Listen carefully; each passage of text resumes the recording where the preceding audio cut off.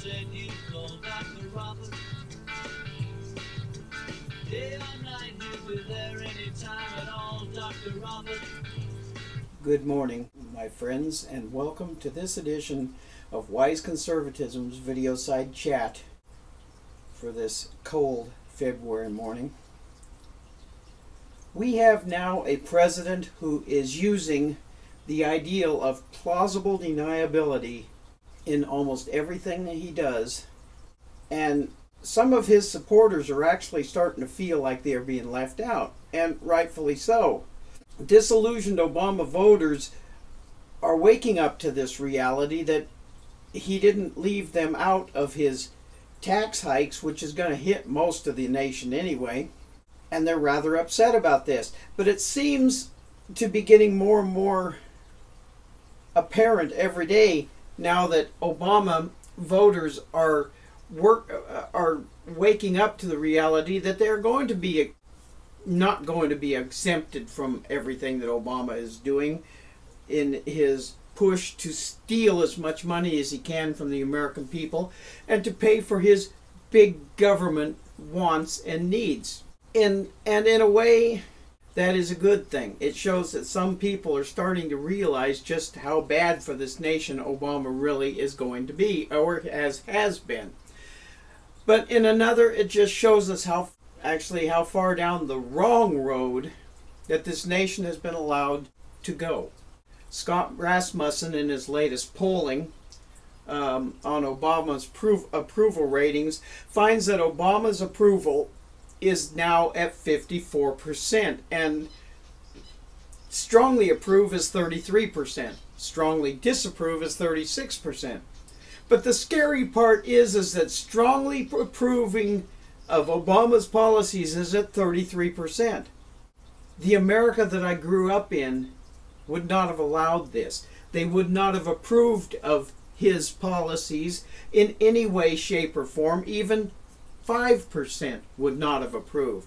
But we're now at 33% of the American people who think that his socialistic ways and the ways of him pushing this nation farther and farther into financial trouble is the greatest thing that could have happened. Up until last week, when Rush raised the curtain on this fact, everybody was asking, how can this be? How can it be that he is doing so many things that the people are so upset about and still have his approval rating at 54%? I think the easiest way to say this is plausible deniability. Obama seems to be getting away with things that no one else can because he is the darling of the liberal circles that he runs around with, no matter what his policies are doing to America. America, after all, according to them, is the cause of all the problems of the world today. Plain and simple. That is it. The new presidential symbol for Obama should be changed, reading "Seal of the President of the United States" around the edges like it is now. But the seal and the symbol inside should be changed to 4 little words. It's not my fault. That is the complete Obama philosophy in 4 small words. Now, being his own predecessor, he is still blaming Bush for everything. He is not to blame for anything, according to him and his minions, even though we all know that this is not true. He continues his plausible deniability, and it states that I can do what you can't, and then I can blame anyone for what goes wrong, because something will go wrong. A good example of him not taking responsibility for anything he does came yesterday when he released his plan for immigration to the U.S. Rush Limbaugh stated it perfectly. He said, the White House immigration plan offers path to residency. It was in the USA Today.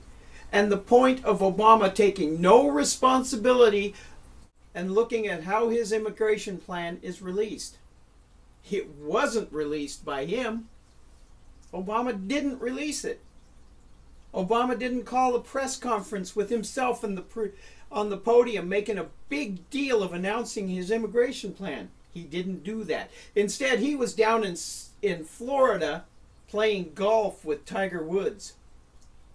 And while he was down there, it was leaked that his immigration plan was what it was. And it was dribbled out to the USA Today. His chief of staff was on TV pushing this over the weekend. Obama was nowhere to be found. This is how Obama gets his immigration plan in the mix without any of his fingerprints on it. There was not one word of Obama being associated with this immigration plan. The USA Today, this is how the regime announces their big immigration reform plan.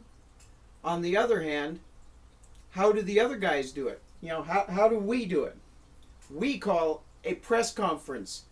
We get whoever's involved in it, no matter who it is. Chuck Schumer, Lindsey Gramnesty, as Rush calls him, McCain, Marco Rubio, Gang of Eight. They're all up there. They do a press conference, all of them standing there, and you know it's these guys' plan.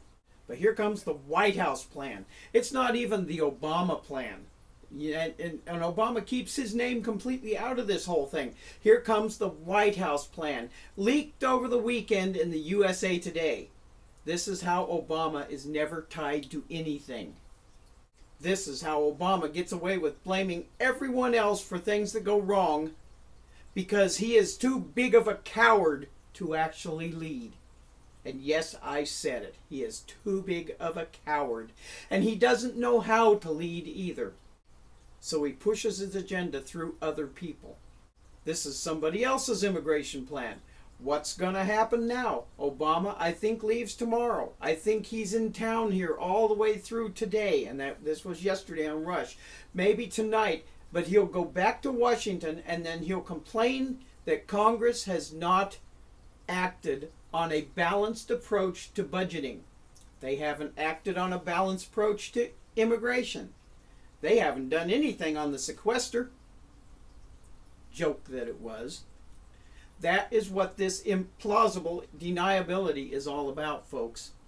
We all know that these are Obama's plans and ideals, but he thinks he can get away without putting his stamp on them, and then has the yellow streak up his back to deny if things go wrong, and they will. And when they go wrong, he'll blame other people like the Republicans or Bush or Reagan. Obama will go down in history, when history actually catches up to be able to tell the truth, as the president with plausible deniability and the ability to make people believe a lie that he is telling about it not being his fault for anything. Obama, the liar in chief. Sad, isn't it? That America has gone down the road to socialism so easily and so readily. This is Robert the Infidel Guarding with this edition of Wise Conservatism's Videoside Chat. Have a good day. God bless America. God bless our troops. And please pray for us to have some more common sense when voting. Good day.